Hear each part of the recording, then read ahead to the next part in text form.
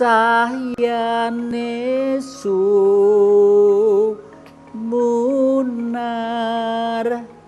suci lembut budi lan pageh wis mijil neng alam donya. Laku budaya spiritual adalah sebuah tindakan untuk menggapai ranah kejiwaan dengan semangat budaya atau budi luhur.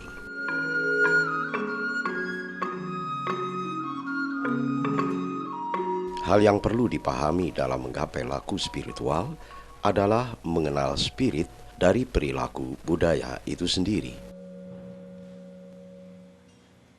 Seperti halnya mengenal tata cara menuju sikap spiritual.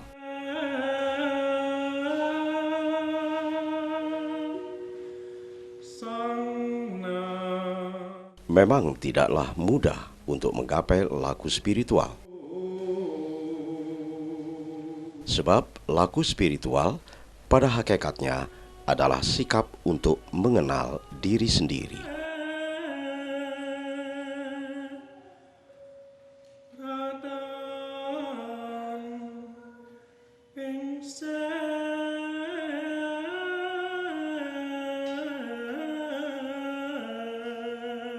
Perbedaan antara budaya dan spiritual adalah jelas sekali.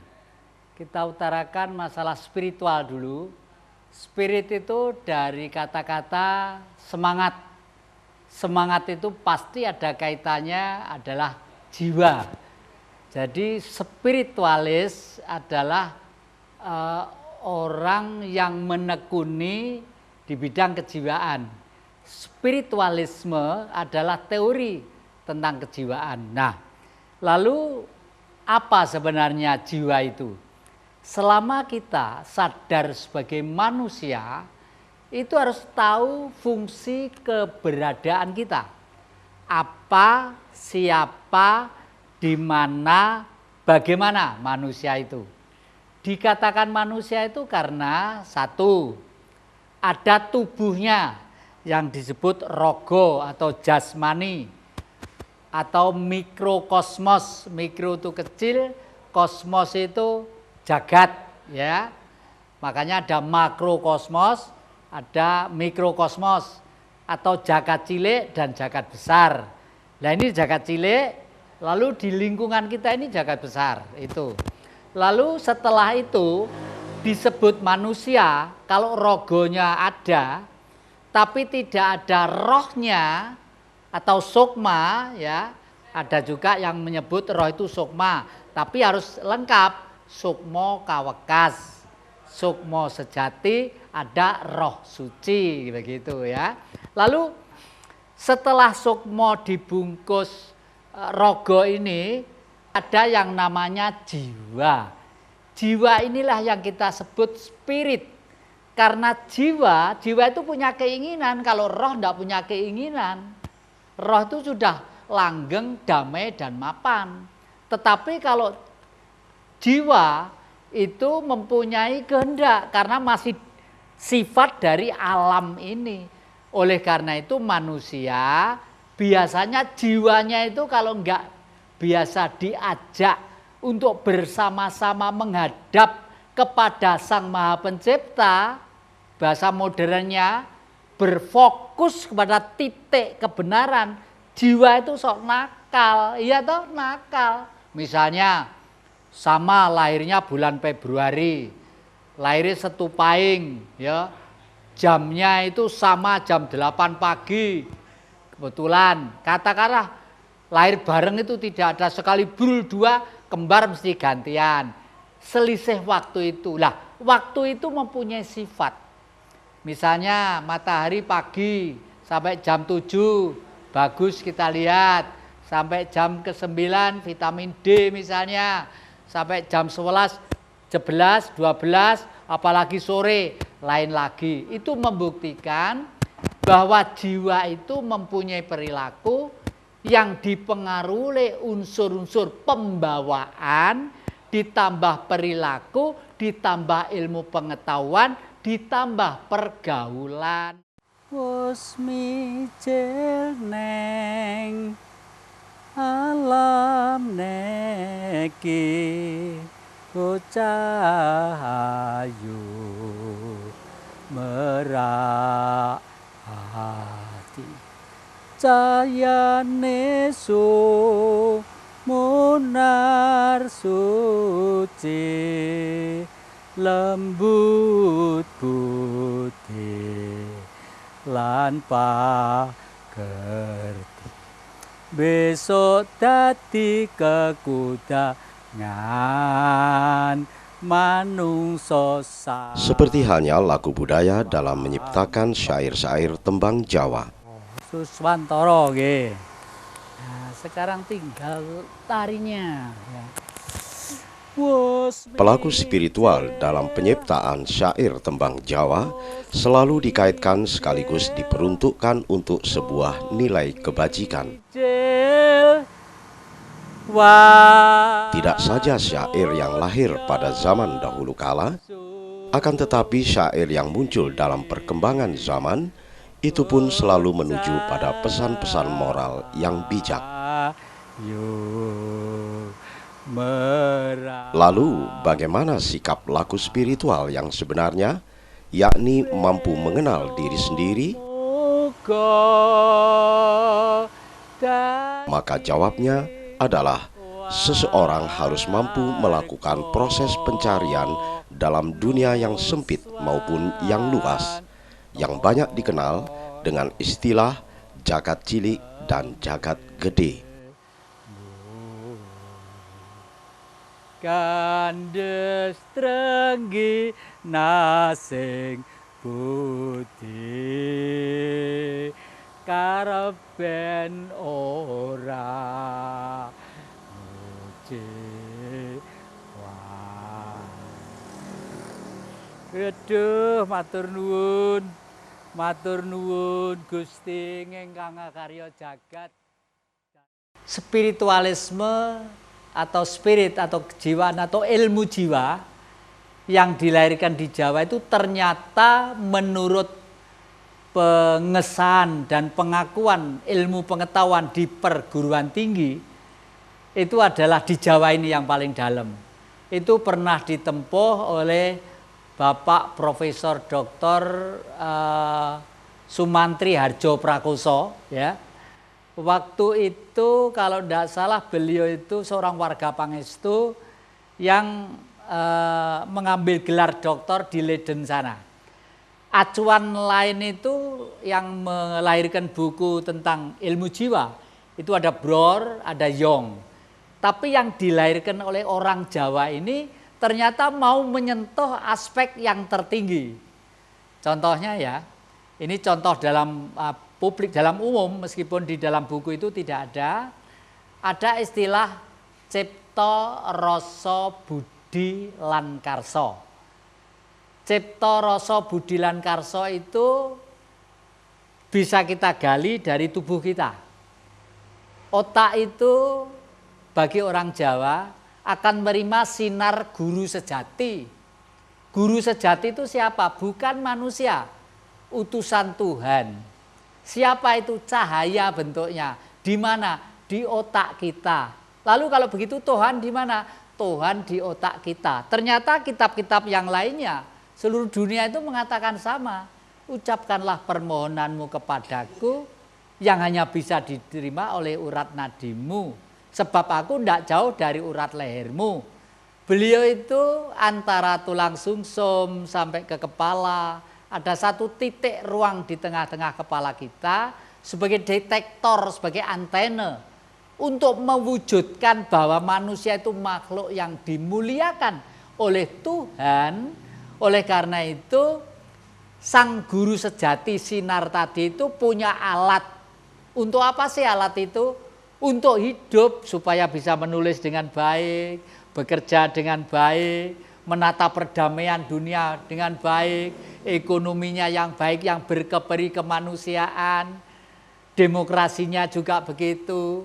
Dan semua itu hukum-hukum ilmu pengetahuan yang ada di negeri ini umumnya berangkat dari perilaku-perilaku religius. Religius itu adalah sifat perilaku yang sujud terhadap Tuhan.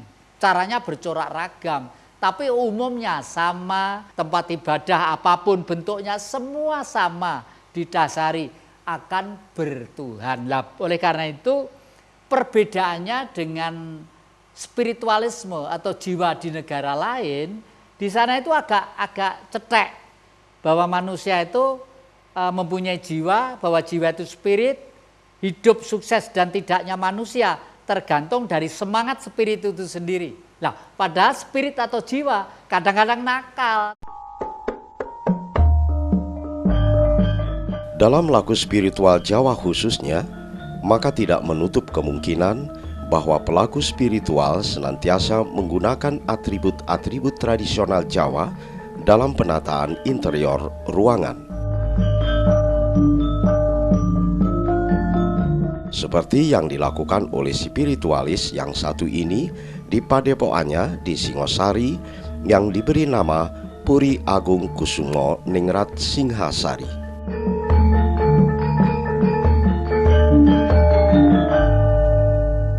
Sedikit kembali ke masalah Jawa.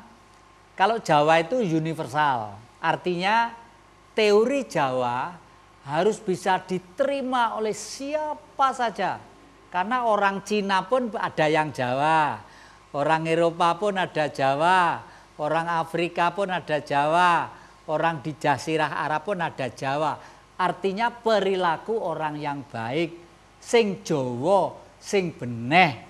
Tetapi kalau sudah masuk ke tataran ajaran itu disebut kejawen. Nah, kejawen sendiri banyak, berkelompok-kelompok, bondong-bondong satu sama lain tidak bisa ketemu karena pedomannya, bukunya itu lain-lain. Untungnya meskipun lain-lain jumlahnya anak itu, kalau mereka menganut kejawen jarang sekali yang berbenturan dengan yang lainnya. Kalau temu mesti guyub dan rukun. Hanya cara untuk melakukan ritual itu memang lain-lain. Nah, karena hidup di Jawa itu perilaku ritualnya umumnya selalu memanfaatkan alam. Kenapa? Karena Jawa itu sadar bahwa Sang Maha Pemurah itu tidak usah dimintai, kita sudah dikasih. Apa itu? Bumi. Semua ini makan semua dari bumi. Dalam pencapaian laku spiritual, konon hanya Jawalah yang mampu membedakan tingkatan yang tinggi yang di negara lain tidak semuanya sesempurna seperti yang ada di Jawa. Yakni mampu melakukan sekaligus menggapai tingkatan cipta, rasa, budi, dan karsa. Itulah sebabnya nuansa pelaku spiritual Jawa senantiasa erat hubungannya dengan laku budaya yang mencakup tentang cipta, rasa, budi, dan karsa.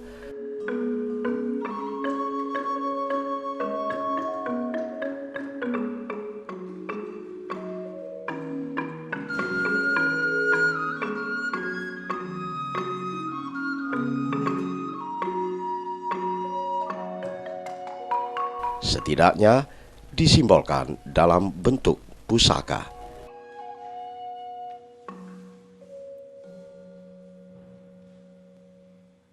Biasanya di zaman kerajaan selalu tidak lepas dari pusaka. Dan pusaka di Singosari yang saya namakan Puri Agung Puri Agung Kusumaningrat Singhasari. Semua pusaka masih kita simpen dengan rapi, kita pelihara dengan rapi, antara lain Vajra. Vajra itu sejak zaman Sriwijaya, Kediri, ke Singosari, lalu Mojopahit. Yang kedua namanya tumbak Umpak Sewu. Umpak Sewu itu dimiliki mulai Prabu Jayabaya, Kediri, Singosari sampai Mojopahit. Kita pelihara dengan baik. Kita hormati itu artinya menghormat, minimal simbol. Kedua kali, kenapa kok membuat dari jenis besi? Besi aja enggak sembarang besi. Kalau membuat tosan aji itu besinya harus suci. Loh, besi kok enggak suci, yang suci itu bagaimana? Besi itu kalau masih ada di bumi, ada yang rel sepur, ada yang petil, ada yang pacul, itu sudah kena virus-virus, sifat-sifat yang lain yang bisa gampang rusak dan tidak bersih. Mengingat sang besi tadi itu bisa ditempati sukma. Kenapa kok mesti besi yang utama? Sejenis besi ya. Karena besi itu mempunyai sifat bisa menyimpan energi positif dan negatif. Saya ulangi. Karena besi itu bisa menyimpan energi positif dan negatif. Bahasa kuno disebut nur. Nur itu apa toh? Nur itu yang mesti sinar toh. Adik-adik yang muda-muda itu mesti sadar bahwa nur itu sinar. Sinar itu hukumnya plus dan minus. Kalau di dalam pengetahuan Jawa kuno dulu, bukan Hindu loh ya. Hindu itu perilakunya. Karena orang hidup di sungai Indus, ujungnya di Hindustan sana, lalu Sidoarjonya itu pulau-pulau ini kan ujungnya Kali Purba, Kali Hindu ini. Makanya kita disebut India Belanda atau India belakang. Kenapa kok India belakang? Karena yang nulis orang Eropa. Di hadapan orang Eropa melihat ke timur, bayangannya Eropa. India itu New Delhi atau ibu kota India sana. Karena kita di belakangnya disebut India belakang. Buktinya Samudra Selatan dulu namanya Samudra Hindia. Lah, karena keris itu bisa menyimpan energi nur, cahaya, sukma, roh, makanya ditaruh di situ. Ada sukma kuno sebelum manusia diciptakan, disebut para dewata. Itu real, dan begitu yang Maha Kuasa menciptakan, bentuknya itu sudah bercorak ragam. Ilmu ini dulu digali dari Singosari, dikembangkan di Singosari. Yang masih kenal namanya Mpu Gandring, masih ingat ya? Begandring itu indoktrinasi, gembleng calon-calon kader supaya menyebar seluruh dunia, mengajarkan supaya, lah itulah laku yang disebut Hamemayu Hayu ing Dawono, membuat dunia damai, aman dan sejahtera. Jadi besi adalah disadari oleh si Jawa bahwa mampu menyimpan elektron, yaitu energi plus dan minus. Kalau nggak percaya, pegang besi muda, sini plus aki, jangan strom listrik, nanti negatif tonyok mengelak gosong tars gitu. Karena besi bisa dilewati energi tadi itu.